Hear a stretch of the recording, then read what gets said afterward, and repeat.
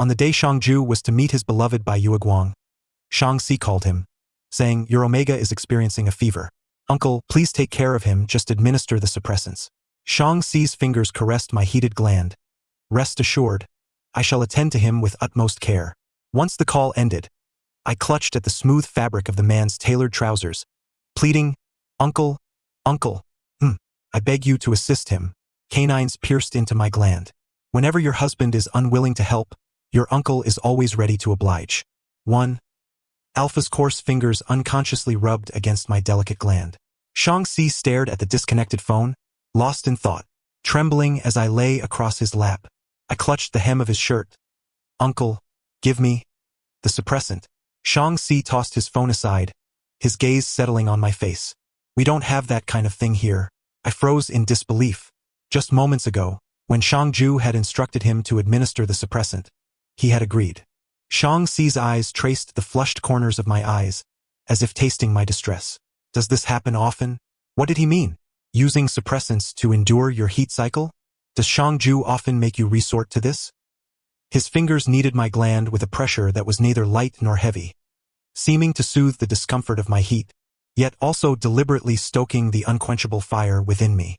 I shuddered under his touch, craving his fingers like a poisoned cure, seeking relief in his proximity. Shang Ju. He despises Omegas, and he despises me. Shang Ju claimed he loathed using pheromones to control others like wild beasts. He said my scent is disgusting. Thus, at home, Shang Ju never allowed even a hint of my pheromones to escape. Otherwise, he would stay away for 1 or 2 months. Since our marriage, Shang Ju had never marked me. In moments of unbearable need, I had begged him, even just a single bite, but Shang Ju refused. He would watch coldly as I pleaded for intimacy, sneering with icy contempt. "Zhou Yu, the way you're controlled by your pheromones is truly pitiful. Like a beast driven only by mating instincts, utterly repulsive." Shang Si's grip on my gland tightened abruptly, and a soft cry escaped me, my vision blurring. It felt so intensely pleasurable. He lifted me onto his lap, bringing his nose close to my gland and inhaling deeply, his Adam's apple slowly rolling. Not disgusting. It smells wonderful. His touch. It grazed me. The heat of his breath seared my skin, my rationality nearly devoured by desire. He was teasing me. He said I smelled good. I yearned to press my gland into his mouth, to have him chew on it for me. Uncontrollably, I nudged my gland toward his lips, my mind screaming, bite it down. Anyone would do. Just hold me, kiss me, fill my parched gland with pheromones. It would be best if it overwhelmed me entirely. Rubbing against his cool trousers, I pleaded, "Uncle, uncle." Shang Si pressed his hand against my waist, restraining my movements, his thumb stroking my side. His gaze was shadowed, his voice hoarse with intensity. "What do you want me to do, uncle?" I didn't know. It was unbearable. But an Omega controlled by pheromones is unappealing. Shang Ju said no one would ever want to mark an Omega like me. With tear-filled eyes, I begged, Give me the suppressant." Shang Si brushed aside the damp strands of hair at my temple. "There are no suppressants." His hand trailed down my neck to the small of my back, pressing me firmly against him. I collapsed against his chest, unable to support myself. My breath hitched, and I murmured dazedly, "It's burning." On the verge of tears, I pleaded, "Please help me. Uncle will help you, but you'll have to endure it a little longer." 2. During a heat cycle, an Omega is capable of anything, including seducing their husband's uncle. The room was saturated with the scents of peach and black tea, as if crushed peaches had been steeped in the tea. Every fractured part of me was permeated by the black tea aroma. My gland, deprived for 2 years, felt overwhelmingly full. Last night, Shang Si had nearly bitten my gland to shreds. Not that he had been willing. He had held me tightly, urging me to endure, and called his assistant to bring suppressants. Pressed against Shang Si, I nuzzled his neck, tore off his inhibitor patch when he wasn't looking, and desperately licked his gland. When his pheromones surged forth, Shang Si dropped his phone, took a sharp breath, and hastily ended the call. Tilting his head back, he cupped my face to push me away, his voice rasping, "Just wait a little longer." But my rationality had already turned to ashes. Denied access to his gland, I turned to lick the hand he had placed near my lips. I squirmed on his lap, murmuring incoherent, provocative words. "There's a faucet in my pants. Shang Si steadied my waist, both exasperated and amused. What faucet? His voice was gravelly. Stop rubbing. I guided his hand into my pants. Really? Feel it. Help me turn it off. Your pants are soaked. It's all my fault. I'm so bad. Shang Si stiffened, unmoving, his chest heaving rapidly. His Adam's apple bobbed, but he said nothing. His hand remained where it was. I fiddled with his hand, guiding it. When I led him, he moved. When I didn't, he stayed still as death. Frustrated, I looked up at him with tearful eyes. Move on your own. I'm exhausted. Shang Si sighed in resignation and began to attend to me. Leaning on his shoulder, I directed his pace, my gaze fixed on his beautiful lips. I leaned in to inhale his scent, my vision blurring. It smelled of black tea. I wanted it. I pressed my itching gland against his lips, threatening him. Bite me, or I'll drown you. Shang Si let out a soft scoff.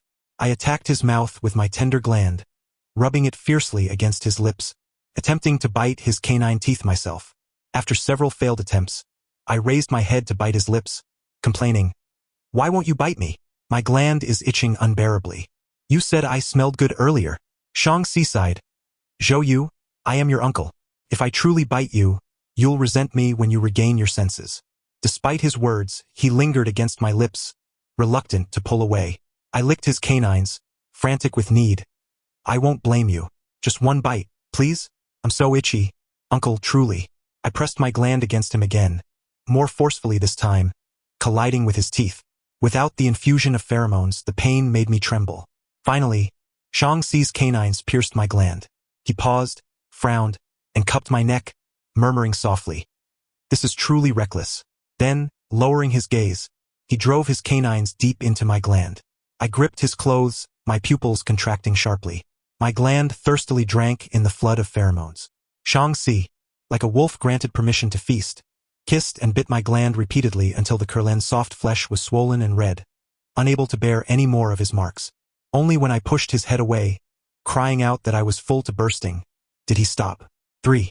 It took 3 layers of inhibitor patches to barely conceal the rampant scent. Shang Si wasn't home, and I breathed a sigh of relief. How audacious I had been, forcing Shang Si to mark me. What kind of man is Shang Si? Even Shang Ju cowers before him like a mouse facing a cat, a child before his father. Shang Ju's father married into the family, lacking influence and unable to control him. From childhood, Shang Ju feared nothing and no one except Shang Si. Shang Si stands at the pinnacle of the pyramid, the true authority of the Shang family. Among all the elite talents in the Shang family, only Shang Si fought his way to the top. The younger generation of merchants, when reminiscing about the illustrious battles fought in the realm of fame and fortune, can vividly recount tales that could last an entire night. The merchant himself possesses a steely demeanor and a cold temperament. Having achieved success at a tender age and witnessed the world's many facets, he has become devoid of desire. He holds no regard for omegas or betas, or perhaps, he simply turns a blind eye to humanity itself. Were I not his own nephew S Omega, I might have been cast into the sea to feed the fish before our paths even crossed last night. What a tumultuous affair it has been. I absent-mindedly touched my neck, letting out a hollow laugh. I suppose I ought to keep my distance from this uncle in the future. By the time I returned home, night had already fallen. The bedroom lights were aglow, and the entrance was cluttered with 2 pairs of shoes. The pervasive scent of sandalwood nearly rekindled my dissipated desires. Commotion echoed from upstairs. The bedroom door was ajar. My husband was pinning a slender beta against our bed. His canines sank into the beta's withered gland, desperately attempting to leave his pheromones within the beta's shriveled form. He called out a name with fervent obsession, Chen Jian. Shang Ju despises omegas. Marking an omega would only bring him endless trouble. Hence, his bedfellows are predominantly betas. Countless times, I have stood outside that very door, listening to him entangled with various betas, indulging in their carnal pleasures. While he forbids me from releasing my pheromones, he selfishly disperses his scent everywhere, igniting my longing, only to cruelly abandon me outside. During my most agonizing moments, I would lean against the cold wall outside the bedroom, consumed by a frenzied jealousy of the moaning male escort within. Took me a long time to realize that Shang Ju relished in this torment. He harbored a deep-seated hatred for me. He believed that I had plotted against him, causing him to betray Qin Jian and mark me during his vulnerable phase. Shang Ju's loathing for omegas stemmed from my existence. The encounter within was nearing its conclusion. The pitiful beta lay bare, strewn across the bed, marked by love bites. Shang Ju casually adjusted his trousers, lit a cigarette, and when he glanced my way, his eyes still shimmered with residual desire. He seemed to seek an expression of unfulfilled yearning or frenzied jealousy upon my face. But none was present. In the past, I had wept and pleaded in a most undignified manner, even kneeling at his feet, tearing open my collar in a desperate, humble plea. Why can't you mark me? I am your rightful Omega. I too crave your kisses and embraces. Look at me. I can be whatever you desire. I pointed at the beta in the room and said, I can moan like him. You can bend me however you wish.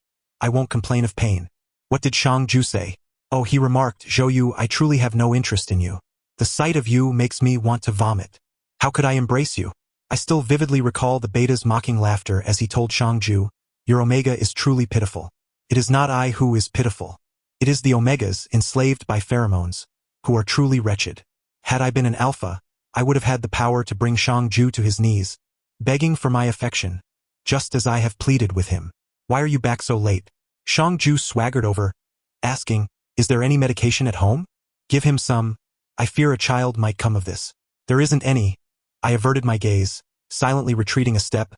Betas are not prone to pregnancy. A most unconventional thought. Shang Ju does not possess the stature of a merchant. His hue lacks the allure of a merchant's. Perhaps it is because the merchant maintains a certain decorum, resulting in cleanliness. What if? Shang Ju flicked ash from his cigarette onto me. If it actually happens, will you take care of it? Go buy some, he ordered. And while you're at it, procure some suppressants. He leaned in, feigning to sniff me, wearing an expression of disgust mixed with satisfaction. Don't be so prone to heat. I can already smell your musky scent. I cast a glance at Shang Ju. He was merely looking for trouble.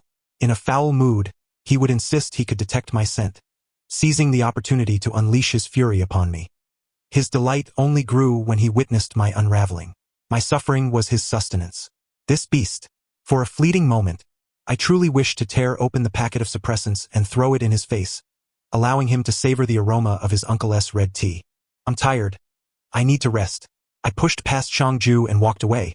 If my scent disturbs you, then go find somewhere else to stay. Shang Ju grasped my wrist, his expression darkening. Are you kicking me out? This is my home, my house. I could not be bothered to argue with him. Shaking him off, I declared, then I shall find somewhere else to stay. Are you throwing a tantrum? Shang Ju chuckled, brazen and indifferent. If you dare leave today, don't think you can return. The beta emerged from the bedroom, wrapping his arms around Shang Ju from behind, inquiring, third young master? Who is he? An inconsequential person. Shang Ju replied, glancing at my rigid back, planting a kiss on the beta's face and patting his rear. Still have energy? Care for another round?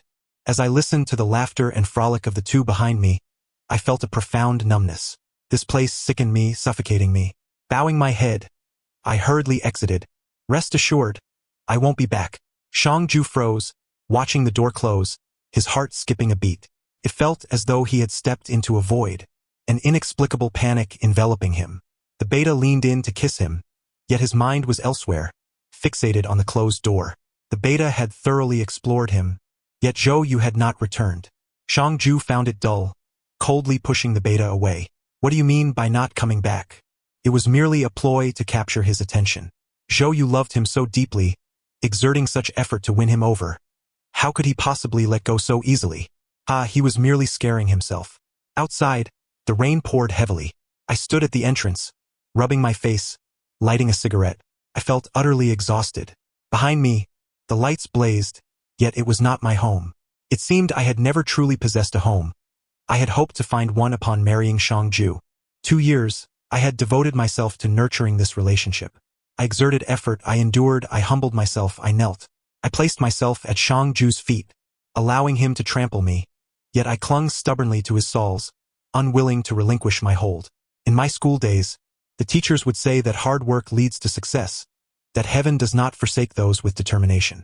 I spent 2 years validating those as mere fabrications meant to placate me.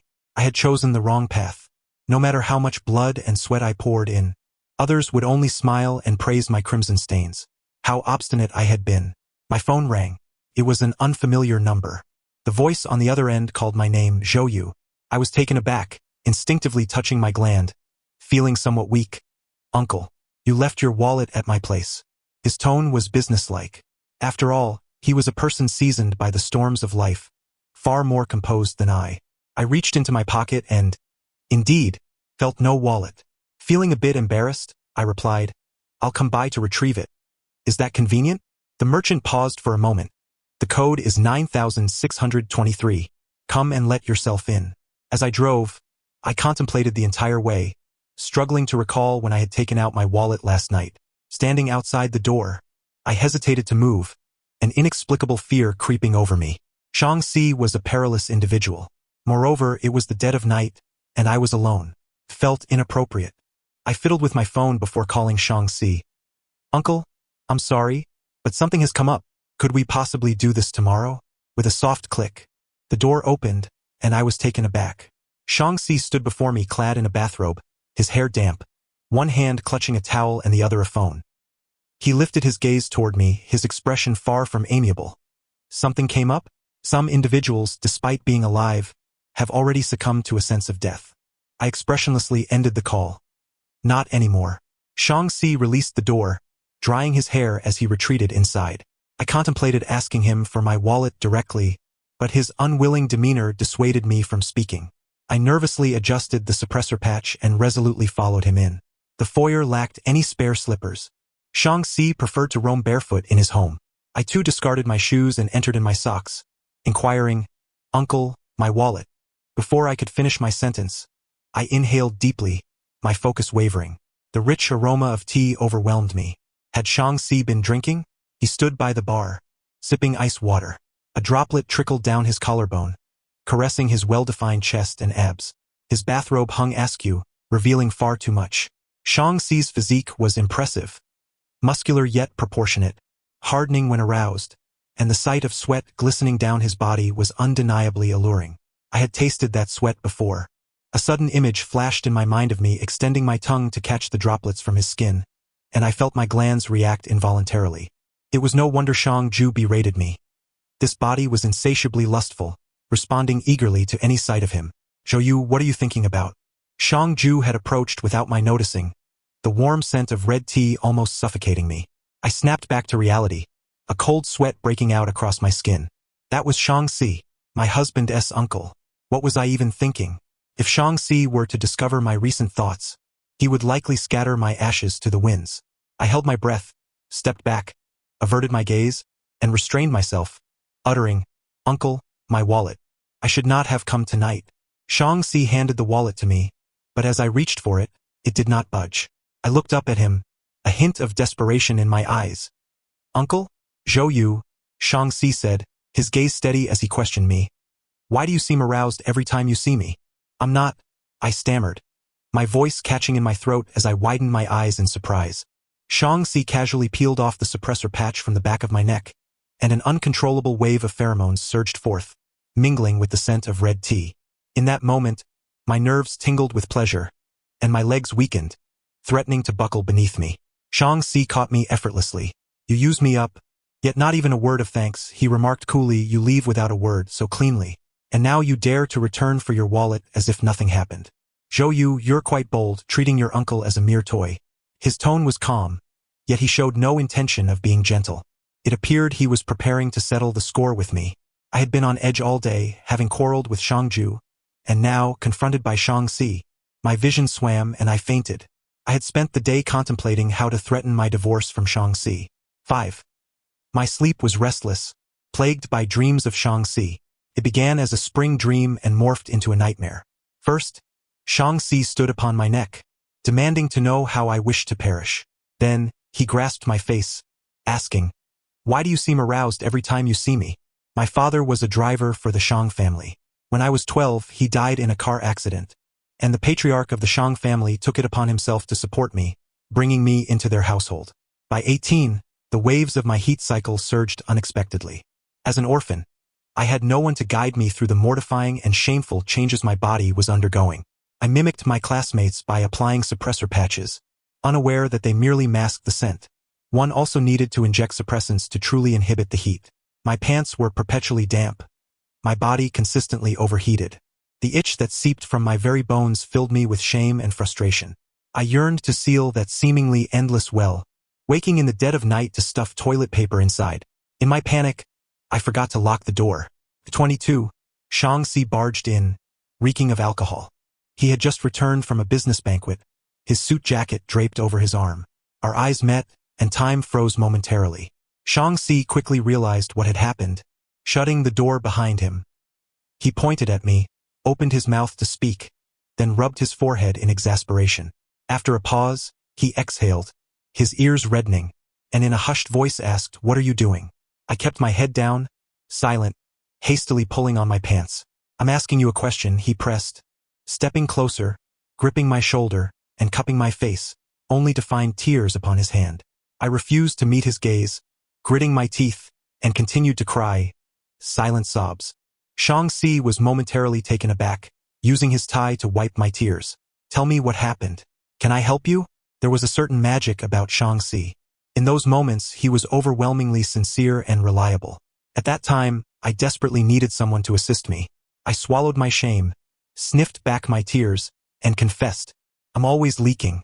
Turning my body, I bent slightly and raised my hips, indicating the source of my discomfort, explaining to Shang Si, "It's very warm here and itchy.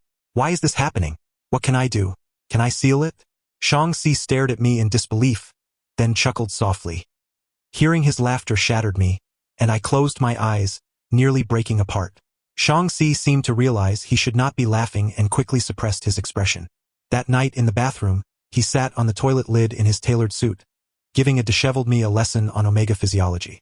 Also, do not undress in front of alphas and present yourself. It will be perceived as an invitation. I furrowed my brow, feeling the need to clarify. "I wasn't inviting you." Shang Si swallowed hard, loosening his tie as he stood up, saying, "I need to use the restroom. You should return. In half an hour, I will leave the suppressants at your door." Later, the school introduced a physiology class. I witnessed Shang Si's lecture, wherein he stated, "Everyone has the right to understand their own body. There is no need to feel ashamed of natural physiological responses." He was criticized online for months by conservatives, yet the physiology class rapidly spread across the nation. In truth, I had once admired Shang Si. At that time, he was on the rise in his career, perpetually busy, shining like a star in the sky. Like all the younger members of the Shang family, I looked up to him, silently striving to one day become as radiant as he was. Yet eventually I married Shang Ju. I found myself unexpectedly aroused, confronting Shang Ju's unanticipated heat cycle. I was inadvertently locked in a storage room. The door to the storage room had been kicked in by Shang Si, with Chun Jian trailing behind him. By then, it was common knowledge that Shang Ju was infatuated with Chun Jian. The patriarch of the Shang family was distressed over his grandson's reluctance to marry a beta who was difficult to bear children with, and this incident gave him the perfect excuse to force Shang Ju to marry me. Regardless of my background, I was at least an omega far superior to a beta. Shang Si had once asked me, "Do you want to marry Shang Ju?" I responded, "He has marked me," emphasizing thoroughly marked. What other options did I have but to marry Shang Ju? The elder Shang had instructed me to look after him, claiming he was irresponsible. "Zhou Yu, it appears that the merchant treats you well, and so does Shang Ju. My only wish is to embrace a great-grandson. You share a close bond with Shang Ju, and if you were to express your feelings, he would certainly agree." Shang Si stood with his back to me, shrouded in darkness, smoking a cigarette, rendering me unable to see anything. After a long pause, he extinguished the cigarette. "What I am asking is, do you wish to marry Shang Ju?" I replied, "I love Shang Ju." Shang Si stood straight, his head bowed, and fell silent. I am not foolish. Since Shang Si had posed the question, he intended to intervene. If I were to express any reluctance, even the slightest hint of uncertainty, he would step in on my behalf, opposing Shang Ju and fighting for me, even at the cost of his own brilliant future. The merchant does not lack talent. At least at that time, they did not solely rely on Shang Si. However, having already offended nearly all the conservatives, Shang Si needed the merchant's support. I have always believed that stars should hang in the sky, illuminating more lives, rather than falling into the embrace of an ordinary omega. A marriage fragmented and shattered.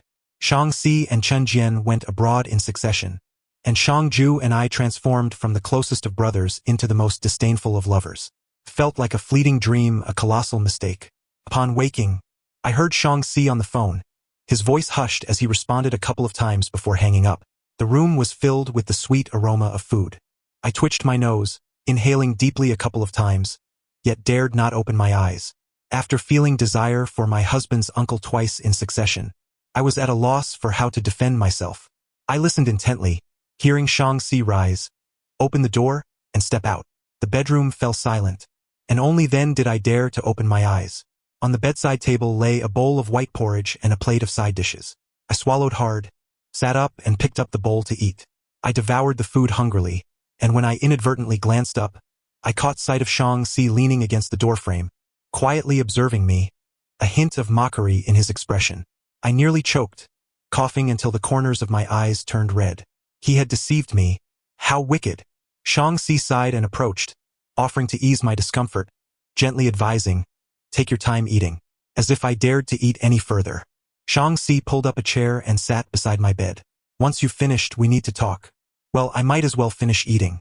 It took me half an hour to finish the bowl of porridge, and Shang Si showed no signs of impatience. Observing me dawdle, he remarked coolly, "If you can't eat, your uncle can feed you." I quickly gulped down the last mouthful, set the bowl down, wiped my mouth, and obediently sat on the bed, awaiting judgment. Should Shang Si demand that I divorce Shang Ju, I would acquiesce. If he threatened to expose my disgraceful acts, I would plead with him. If he intended to cast me out of Chengjiang, I would gather my belongings and leave. If he wished to strike me, I would present my backside. The more I contemplated, the bolder I became. What was there to fear? Could he truly kill me? Yet none of these scenarios unfolded. Shang Si was adept at psychological manipulation. The doctor has stated that your glands have become immune to the inhibitors. If I am not mistaken, a single dose of inhibitor will no longer suppress your heat cycle. How many do you usually take? 2? Shang Si fixed his gaze upon me, his eyes not piercing but intensely focused. 3? That stare became somewhat uncomfortable, prompting me to want to look away. Under his scrutiny, I felt inexplicably guilty. It was as though I had wronged him, even though I had done nothing wrong. Is 4 sufficient?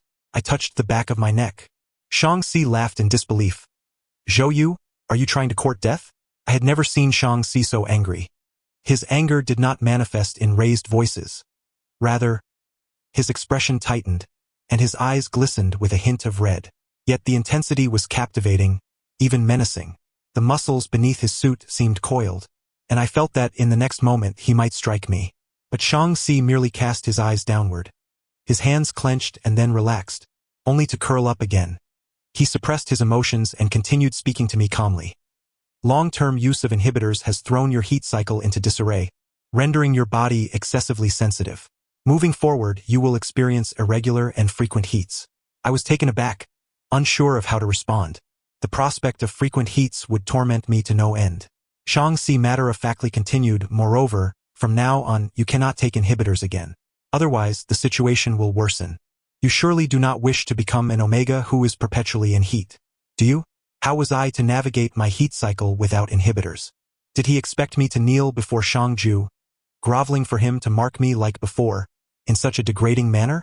For the first time, I felt a surge of hatred towards Shang Ju. Why agree to marry me if he despised me?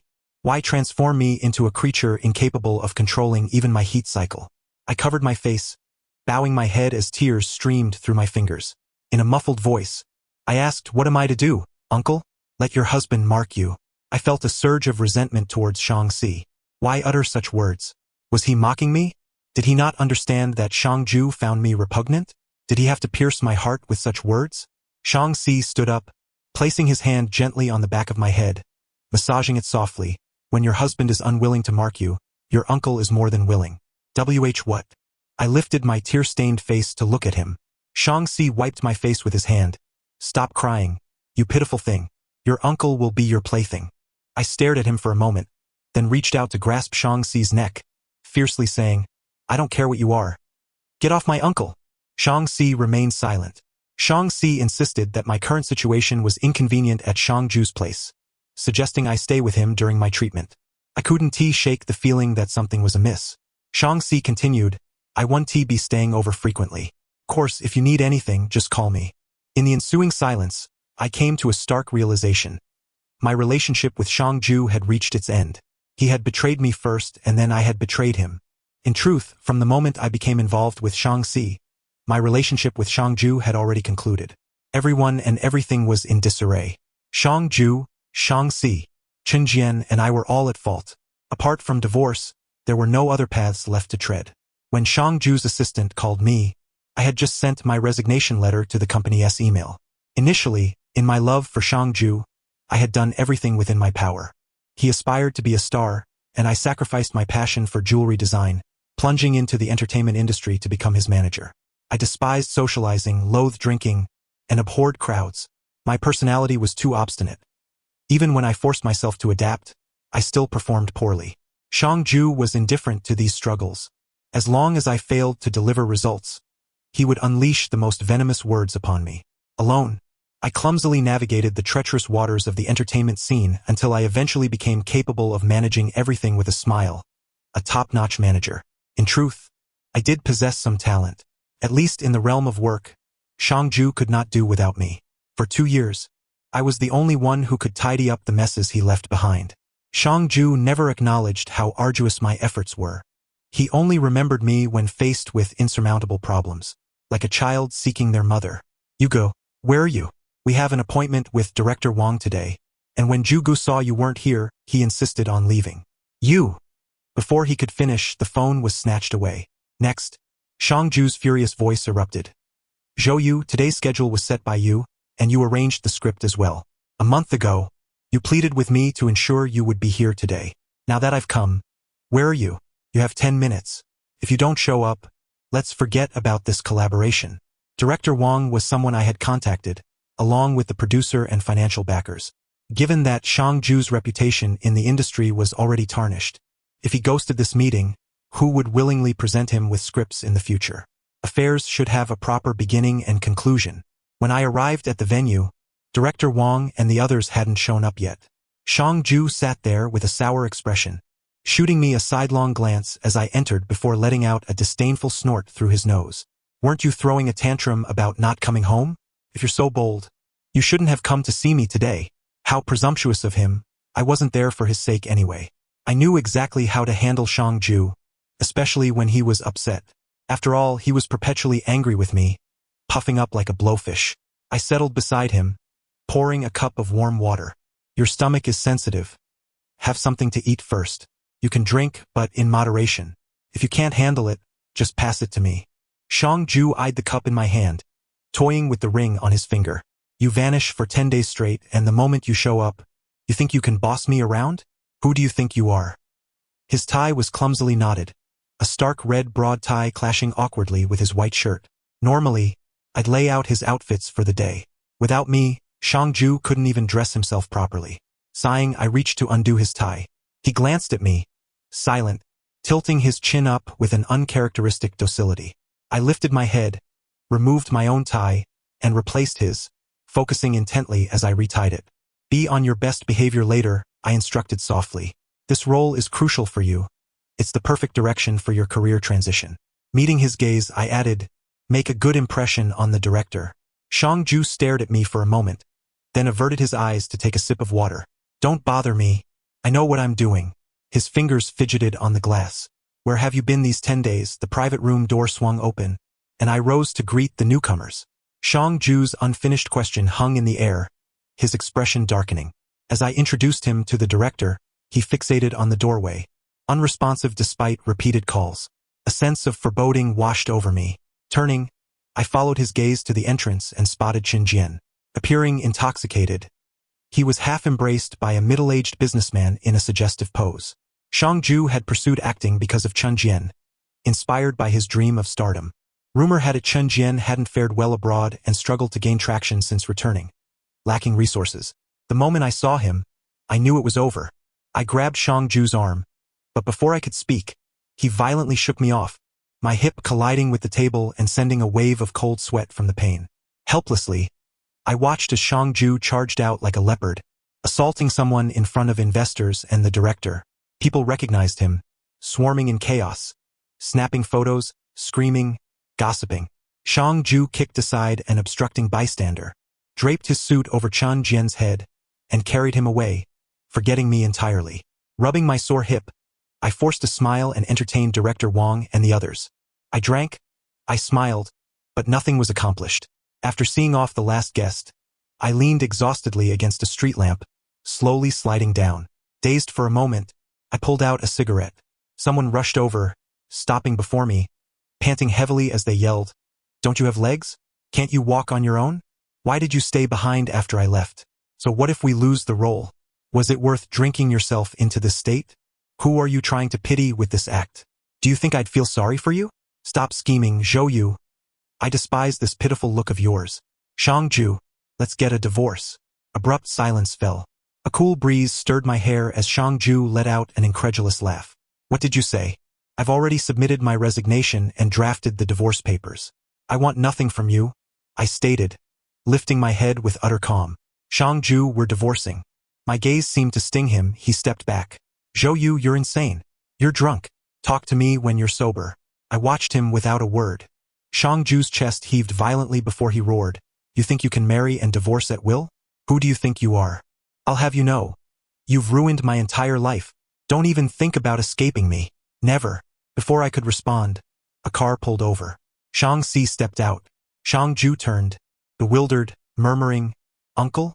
Shang Si didn't speak, striding over and delivering a sharp slap across Shangju's face. The sound echoed. Without waiting for a reaction, Shang Si pressed on. "How much did Zhou Yu drink tonight?" Shangju was stunned. He didn't know. Shang Si answered his own question. 16 glasses. All to clean up after his foolish alpha's mess. "Zhou Yu has been running a fever for 10 days and only recovered yesterday. Even a stranger would deserve gratitude for such efforts, let alone your own Omega. Xiaoju, your grandfather failed to raise you properly. A selfish child like you doesn't deserve an Omega." 8. I was somewhat intoxicated, emboldened by the alcohol. Leaning lazily against the car window, I studied Shang Si. I rarely dared to look at him so openly before. He shone too brightly, threatening to scorch my eyes. Truth be told, Shang Si was strikingly beautiful, with an aggressive allure, but he always wore an icy, unapproachable expression that deterred any admiration. I often found his stern demeanor the most seductive, as if inviting provocation. Forgiving Shangju came easily, largely because he resembled Shang Si so much. Gazing at his face, my anger would dissipate. This clandestine affection was too shameful to voice. We shared a bed but dreamed of others. Shangju of Chengjian, and I of Shang Si. Yet, I was better at concealing it. Shang Si's closed eyes suddenly opened, and he instructed the driver, "Lao Yu, pull over somewhere secluded." He had Lao Yu take a taxi home, and the car's interior suddenly felt cramped. Shang Si remained seated, unmoving, and I didn't dare stir. But I knew he had noticed. I'd soiled his car seat, merely from watching him. Shang Si must have caught the scent. Unable to resist, I squirmed again on the seat, emitting a soft, pleasurable moan. Shang Si sighed and said, "Come here." I shuffled over, calling out, "Uncle." "Don't," he interrupted, pressing firmly on my gland through the inhibitor patch. What kind of nephew goes into heat for his uncle? None. Only a wanton like me would. Shang Si tugged my shirt out of my pants and unbuckled my belt. His eyes lowered. He performed the task with intense focus, occasionally glancing up to gauge my reaction. Every time he looked, I moaned, uttering, "Uncle, you're amazing, and your fingers are so long." Unable to bear it, Shang Si captured my tongue in a kiss. I clung to his neck, pressing close as I kissed him back, casually tearing off his inhibitor patch. The moment Hongcha and Mital collided, a shiver of ecstasy ran through me. Shang Si gripped my waist tightly, pinning me to his lap. My pants might as well have been off. I licked his gland, rubbing and grinding against him, undoing his shirt before fumbling with his belt. Tipping his head back, Shang Si took a deep breath and glanced at me. "Zhou Yu, are you sure about this?" I lowered my head, struggling with his belt. "I'm not sure. I'm drunk." He laughed in exasperation. But who argues with a drunkard? Fueled by alcohol, I took Shang Si. After climaxing, I tried to crawl away, only to be dragged back by my ankle. "You've had your fun. Now it's Uncle's turn. Let it be known. Never provoke Shang Si. His madness could be lethal." I screamed that I was drying up, so he twisted open a water bottle, forced me to drink, and continued. After downing 3 bottles, he stroked my belly and murmured, "Good boy, give Uncle a little baby." Damn it, this old pervert. How utterly inappropriate. 9. I returned home during the absence of Shang Ju, intending to gather the few possessions I had left. At the threshold of the bedroom, I encountered Chen Jian. He emerged from the room, yawning, clad in one of Shang Ju's shirts. Upon noticing me, he offered an awkward smile, saying, "Please don't misunderstand. I'm merely staying here temporarily. I was originally planning to find my own place, but Shang Ju was concerned." I nodded in acknowledgement. "You may stay for as long as you wish." Chen Jian appeared taken aback. As I began to collect my belongings, he leaned against the door, observing me. "You really don't need to divorce Shang Ju. I wouldn't vie for him. If I had intended to compete for Shang Ju 2 years ago, it wouldn't have been you in the picture." I ignored him and continued my task. "I've returned not for Shang Ju, but for Shang Si." My hand paused momentarily. Chen Jian pressed on. "Once you've been with Shang Si, who could still desire Shang Ju?" I quarreled with Shang Si. He insisted on returning to the country, and I had no choice but to coax him back. Yet, Shang Si has been sulking and ignoring me. When you see him next, please speak a few kind words on my behalf. Indeed, Chen Jian accompanied Shang Si abroad and returned alongside him. Whenever Chen Jian was mentioned, Shang Si seemed reluctant to engage further. My heart felt as if it had been firmly grasped by someone. This was my first experience of jealousy towards Chen Jian, envying the 2 years he had spent with Shang Si. I placed the divorce agreement on the table in the living room, and that evening, I received a call from Shang Ju. He opened with, "Zhou Yu, stop dreaming. I will never divorce you." He hung up after uttering just that one sentence. Shang Si was engaged in a video conference, and his fingers momentarily halted their rhythmic tapping on the table. Later, when I visited the company to see Shang Si, I spotted Chen Jian in the stairwell, kneeling before Shang Si like a dog, his face soaked in tears, clutching Shang Si's pant leg. "Si, I can't take it anymore. It's all my fault. I'm despicable. But everything I did was out of love for you. Please, don't treat me this way. I refuse to believe you have no feelings for me." Shang Si kicked him away, pinning his shoulder against the wall with his foot. His gaze lowered as he said, "Chen Jian, I despise useless dogs that cannot comprehend human language. You can still appear now because I've been lenient over the years. But my patience won't last forever. You are an intelligent person. You know what is important. Think carefully. There's only one chance.